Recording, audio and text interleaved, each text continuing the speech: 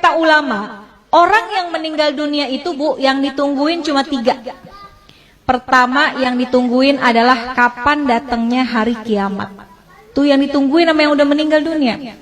Kalau orang yang meninggal dunia orang soleh, ahli ibadah, sekalipun wafatnya udah puluhan tahun, ratusan tahun, tapi ketika dia di dalam kubur rasanya kayak cepet banget, nggak terasa. Kenapa? Karena Allah berikan hadiah kuburnya menjadi taman-taman surga.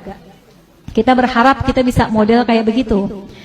Tapi sebaliknya, kalau orang yang meninggal adalah orang yang suka zalim, sama Allah nggak pernah dekat, sama manusia senangnya bikin permusuhan, maka sehari aja dia masuk dalam kubur itu rasanya seperti udah puluhan tahun, udah bisa sampai ribuan tahun rasanya.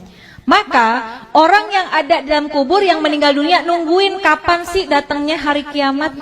Orang baik pengen buru-buru cepat supaya bisa segera masuk dan menikmati keindahan surganya Allah Subhanahu wa ta'ala. Orang-orang sebaliknya, orang-orang yang jahat, yang zalim pengen buru-buru juga datang hari kiamat. Dia pikir kelar siksaan kubur udah selesai. Padahal masih banyak siksaan yang lebih besar, yaitu ketika datangnya hari kiamat.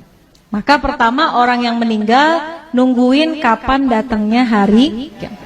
Yang kedua, orang yang sudah meninggal kata ulama yang ditungguin kiriman doa dari yang masih hidup. Makanya kalau peringatan haul kayak gini Bu, yang paling girang adalah orang yang dihaulin. Itu dalam kitab Ruh digambarkan, orang yang dikirimin hadiah, ya, Fatihah aja, bahkan sekedar doa dari orang yang masih hidup kepada orang yang sudah meninggal dunia, di dalam kubur hatinya girang luar biasa, bahagia luar biasa, sampai penghuni kubur samping-sampingnya pada ngeliatin Bu. Kayak orang lagi di pesantren, ditengokin sama orang tuanya dibawain makanan, kan teman-temannya pada ngeliatin tuh ya. Itu sama ceritanya seperti apa yang ada dalam kubur. Kalau orang tua kita dikirimin Fatihah, dikirimin doa sama anaknya, maka girang banget hati orang tua kita. Tuh penghuni kubur lainnya pada ngintip. Kalau bahasa kita dikirimin apaan sih gitu ya. Maka mereka sangat menunggu kiriman doa daripada keluarganya yang masih hidup di dunia. Bahkan diceritain Bu, kalau yang ngirimin anaknya, keturunannya itu malaikat akan membawa doanya menggunakan nampan yang terbuat dari emas. Punya nggak nampan dari emas? Nggak ada. Tapi Masya Allah ketika kita meninggal dunia, malaikat hadirkan doa. Bisa jadi doa itu berupa ampunan, bisa jadi doa itu adalah rahmat yang dikirimkan oleh anak kita yang masih hidup di dunia. Maka yang ditunggu-tunggu itu doa. Makanya Bu, kenapa kita penting banget punya anak yang ngerti agama, supaya ketika kita meninggal dunia, Fatihah nggak lepas dari lisannya. Yasin yang dibaca dikirimkan pahalanya buat kita. Kalau anak Bu ke orang tua, kalau kata guru saya, anak ke orang tua sekalipun nggak dia niatin khusus buat orang tua saya, sekalipun nggak disebut, pahalanya terus dialirkan oleh Allah kepada orang tua kita yang sudah meninggal dunia. Apalagi kalau diniatkan secara khusus.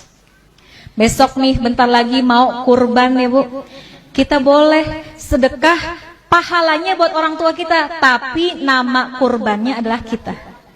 Kita kirimin deh, kita berkurban, pahalanya kita niatkan buat orang tua. Itu tuh hadiah yang paling baik, yang paling bagus, yang ditunggu-tunggu sama orang tua kita yang sudah meninggal dunia.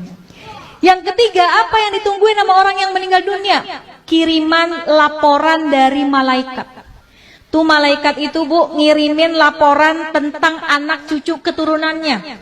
Kalau anak-anaknya pada soleh solehah, pada ahli ibadah, orang tua kita girang di dalam kuburnya. Ya Allah, girang hatinya.